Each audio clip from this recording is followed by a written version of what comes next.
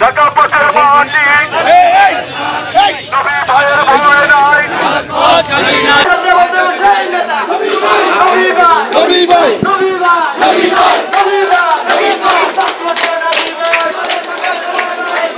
Action, action, direct action, direct action, 2023 সালের 13 জুলাই বিএনপির ভারপ্রাপ্ত চেয়ারম্যান জনাব তারেক রহমান কর্তৃক জাতির সামনে উপস্থাপিত জনগণের গণতান্ত্রিক অধিকার পুনঃপ্রতিষ্ঠার লক্ষ্যে সংবিধান সংস্কার কমিশন গঠন সহ 31 দফা বাস্তবায়ন লক্ষ্যে 48 নং ওয়ার্ড লিফলেট বিতরণ করে বিএনপি। সে সময় উপস্থিত ছিলেন ঢাকা মহানগর দক্ষিণ বিএনপির সিনিয়র যুগ্ম আহ্বায়ক ও ঢাকা 5 আসন বিএনপির প্রধান সমন্বয়কারী আলহাজ নবিউল্লাহ নবী। 48 নং ওয়ার্ড বিএনপির সদস্য সচিব হাজী জাহাঙ্গীর আলমের নেতৃত্বে ছিলেন ওয়ার্ড বিএনপির সদস্য মোহাম্মদ বিলাল সহ 48 নং ওয়ার্ডের বিএনপি ও অঙ্গ সংগঠনের সিনিয়র নেতৃবৃন্দ ও নেতাকর্মীরা। action, action, direct action, direct action. এই এলাকায় আমাদের ছাত্র ভাইদেরকে বৈষম্য আন্দোলনে হত্যা করেছে, তাদেরকে বিভিন্ন মামলায় হত্যার আসামি করা হয়েছে, তাদেরকে ধরে ধরে নিয়ে আইনের আওতায় আনতে হবে।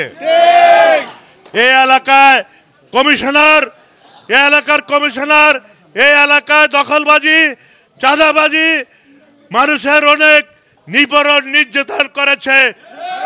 এই এলাকার তার বসবাস করার আর কোনো যোগ্যতা রাখে নাই।